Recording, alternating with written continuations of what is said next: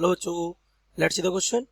When the current in a coil changes from 8 ampere to 2 ampere in 3 into 10 to the power minus 2 seconds, the EMF induced in the coil is 2 volt. The self inductance of the coil in millihenry is option A 1, option B 20, option C 5 and option D 10. So let's see the key concept of this question. The key concept of this question is that Faraday's law,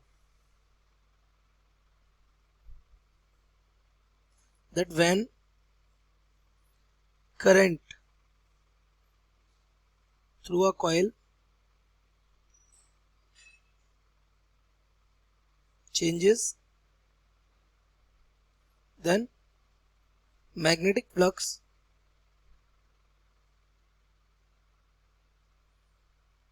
linked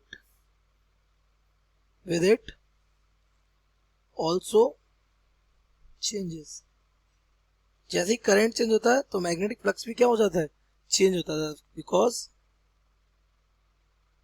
आपको पता होना चाहिए that the flux is directly proportional to what, current. Total flux के लिए आप number of turns को भी consider कर सकते हैं. और अगर आप यहां से प्रोपोर्शन साइन हटाएंगे तो this will become N phi is equals to L I.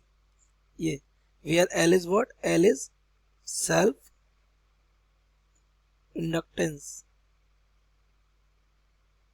ये दैट मीन्स ये कॉइल है, इस कॉइल में क्या जा रहा है, करंट जा रहा है, और ये करंट कैसा है, वेरिएबल. इसी में खुद ही एक बैक ईएमएफ यहां से बनके तैयार हो जाता है. तो बैक ईएमएफ और इंड्यूस्ड ईएमएफ ये दिया जाता है हमारा कैसे, it will be E is equal to minus D five V over D T. ये और E will be equals to minus D n phi v over dt. Total flux, और टोटल फ्लक्स की वाला I के, तो E will be equals to minus का D over dt. यहाँ क्या हो जाएगा, L I. L कहाँ आ जाएगा, बाहर. यहाँ से हमारा EMF आ जाएगा माइनस का L, और ये आ जाएगा DI over dt. और we can say EMF will be equals to minus का L. ये कौन है, change in current. We can write it is I2 minus I1 divided by time taken delta T. हम इसको ऐसे भी लिख सकते हैं. तो हमें गिवन है, हमें करंट कितना था, हमारा करंट था I1 is equal to 8 ampere था, और कितना कर दिए हैं, I2 is equal to 2 ampere हम उसको कर दिए हैं. तो EMF कितना आया हमारा, 2 वोल्ट का क्या आ गया, EMF आ गया. कितने टाइम में आया ये EMF की टाइमिंग उसने दे रखी है आपको 3 into 10 to the minus 2 second, minus का 2 सेकेंड्स. तो आपसे पूछा गया एल की वैल्यू पूछी है, एल की वैल्यू पूछी है किसमें, मिली हेनरी में. तो अगर वैल्यू यहाँ पुट कर दें तो ये हमारा हो जाएगा 2 इज इक्वल टू माइनस का एल. यहाँ हमारा हो जाएगा 2 माइनस का 8 divided by 3 into 10 to the power minus का 2 सेकेंड्स. तो यहाँ से अगर हम इसको सॉल्व करेंगे तो ये हो जाएगा 2 is equal to minus L.